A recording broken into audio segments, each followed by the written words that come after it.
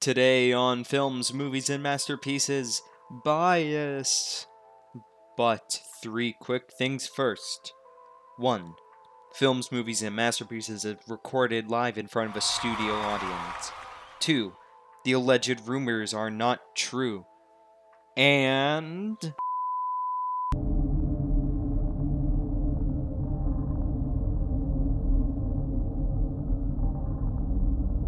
Hey, have you ever watched a movie? I didn't think so, so let me give you a small rundown of what they are. A movie is, according to Merriam-Webster, thank you so much for the definition, a recording of moving images that tells a story and that people watch on a screen or television. And again, thank you, Merriam-Webster dictionary, because I am way too lazy to come up with a definition myself. Okay, so most likely you have actually watched a movie and you know what they are. For me, I've been a film student for pretty much 4 years now, and I'm starting to look through the cracks, Hollywood. I'm starting to see what you're hiding from us. All the things like the bias. That's it, the bias. What about the bias? You know, all the bias. No. Okay, I can explain. And to explain why the world of film is surrounded by bias, I'm going to talk about fashion.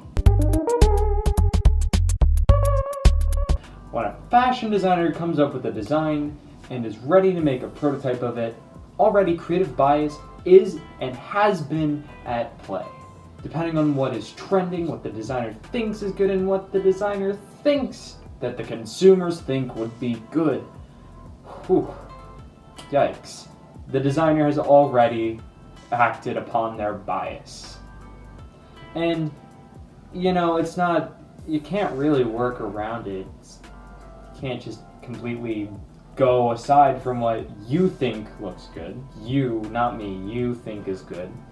I'm actually just going to keep the script with me. This makes it so much easier for me to do this, but... Well, the world of creation as a whole is filled with bias, and obviously, Hollywood has a lot of creation aspects to it, relating to its films, so pretty much, yeah, that's what I'm saying. Well, creation as a whole has quite a lot of bias, and therefore means that Hollywood has a lot of different parts of it that are full of bias. I mean, you have the writers who will write what they think is good. They'll have the producers who will fund movies that they think are good. You have directors who will direct the actors to be what they think is good. And finally, you have like the actors themselves who will act the character just as they think would be the best. Now, taking what I said about fashion, again, it's pretty obvious that the world of film is full of bias. Hollywood is full of bias. It's not all bad bias. You have good, you've got bad. This, however, isn't the main point that I'm making with this video essay. The main point is just something that we'll get to in a second. I just wanted to point this out that there's already a lot of bias, and then we're going to get into a more specific side of film bias. So, talking about that specific thing, that would be criticism.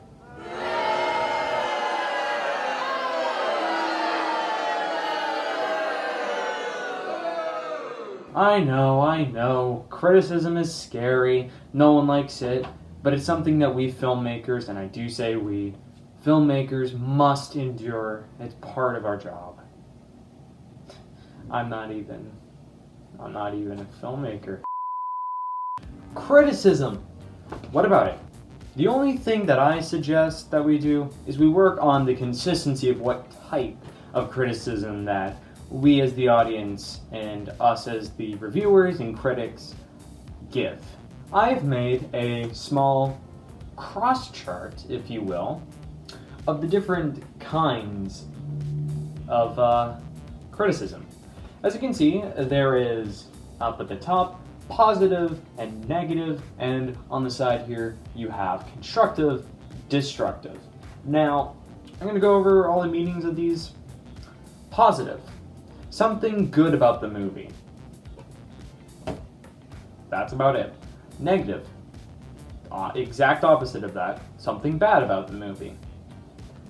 Constructive. Something that the filmmakers can actually use and be like, okay, so we did a good job with this, or we totally sucked with this part. We need to work on that, or we need to keep that. And the other one, destructive. It's completely useless. It's emotional bias. I'll give example of all these later in like a few seconds here when we actually go over the specific squares.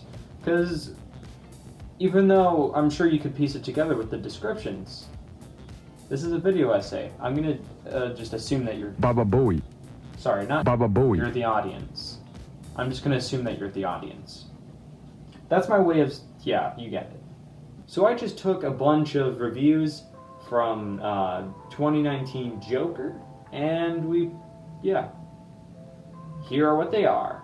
So as you can see, the positive constructive review compliments the movie on what it did well, which is, good for the filmmakers to know what they did well, and negative constructive. It says what the movie failed to do, or, well, rather in this case, what it did that the reviewer thought was bad.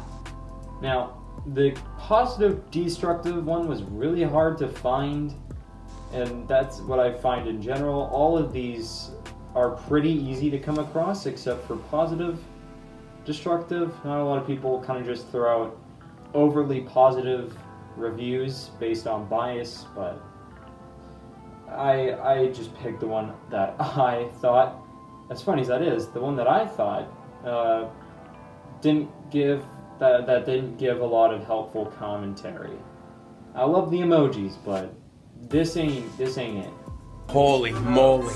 Now, the negative destructive, very easy to tell why I may think that this is smack dab right in the middle of the ND category. Doesn't help. Period. This doesn't help me to determine at all what is wrong with the film. So that is it. That is all the different kinds of review bias and what I think accurately describes, besides for positive, destructive, that category is really hard to place. It was really hard just for that movie specifically because I was looking for a very overly positive review saying Joaquin Phoenix, oh my god, take me to the heavens, something like that. No, I didn't find that because people on Rotten Tomatoes are somewhat sophisticated with what they put on the internet, sometimes.